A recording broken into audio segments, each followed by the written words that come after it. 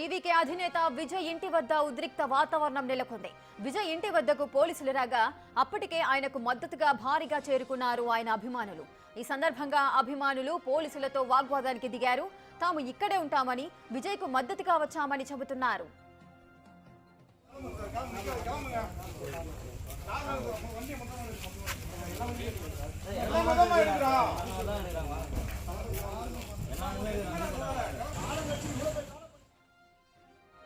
ఇక టీవీకే అధిపతి విజయ్ ఇంటి వద్ద ఉద్రిక్త పరిస్థితులు నెలకొన్నాయి. అటు పోలీసులు, అదేవిధంగా విజయ్ అభిమానులకు మధ్య కాస్త వాగ్వాదం చోటు చేసుకుంటుంది. దీనికి సంబంధించిన పూర్తి డీటెయిల్స్ మా ప్రతినిధి దామోదర్ అందిస్తారు.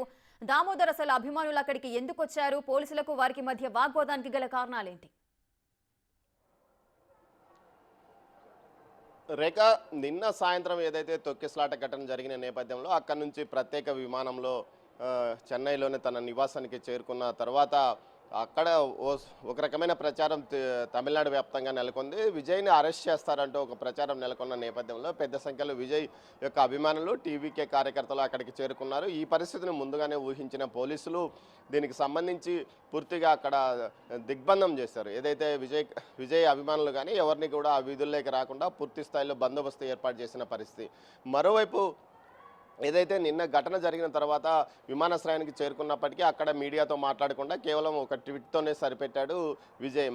దీంతో ప్రజా సంఘాల వారు తీవ్ర స్థాయిలో ఆగ్రహం వ్యక్తం చేస్తున్నారు. కనీసం 43 మంది మరణిస్తే ఇప్పటి వరకు కనీసం వారి విషయం మీద వారికి ఏదైనా ఆర్థిక సాయం అందజేస్తాడా లేదా అన్న విషయాన్ని కూడా పార్టీ తరఫున కానీ సొంతంగా కానీ ఆయన ఒక ప్రకటన వెలువరించలేదు. కేవలం ట్వీట్ మాత్రమే చేశారు. ఇక టీవీకే పార్టీకి సంబంధించి ఒక అధికారిక ప్రకటన, ఇంతమంది మృతులు, వారికి సంతాపం తెలియజేస్తామంటూ పార్టీ కార్యవర్గం నుంచి కానీ ఎలాంటి ప్రకటన రాలేదంటూ కూడా చెప్తున్నారు. మొత్తం మీద చూస్తే విజయ్కు చుట్టూ ఏదైతే గతంలో మదురైలో జరిగిన ఘటనకు సంబంధించి ఇప్పటికే కేసు నమోదైంది. తాజాగా మరోసారి అదే ఘటన మర్చిపోకముందే తాజాగా ఏదైతే కరూరులోని తావేలా వద్ద జరిగిన రోడ్ షోలో ఈ ఘటన చోటు చేసుకున్న నేపథ్యంలో మొత్తం 43 మంది ఇప్పటికే మరణించారు. మరో 75 మంది ఇంకా ఆసుపత్రిలో ఉన్నారు. తెల్లవారుజామున 3-4 గంటల మధ్యలో మృతులను ఏదైతే ఆసుపత్రికి చేరుకున్న సీఎం వారి ఏదైతే మృతులకు సంతాపాన్ని తెలియజేశారో, అదే శ్రద్ధాంజలి ఘటించిన తర్వాత మృతుల కుటుంబ సభ్యులను పరామర్శించారు. వారికి అండగా ఉంటారంటూ కూడా తెలియజేశాడు. తర్వాత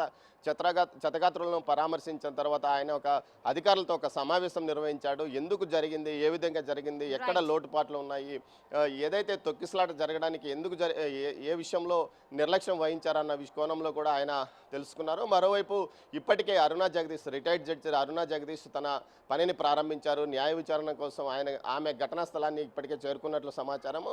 ముఖ్యంగా ఏదైతే ఘటనకు సంబంధించి పూర్తిగా సమగ్ర నివేదిక అతి తొందరలో ఇవ్వాలంటూ కూడా ప్రభుత్వం ఆదేశాలు జారీ చేసిన నేపథ్యంలో రిటైర్డ్ జడ్జి అరుణా బాగున తన పనిని ప్రారంభించారు.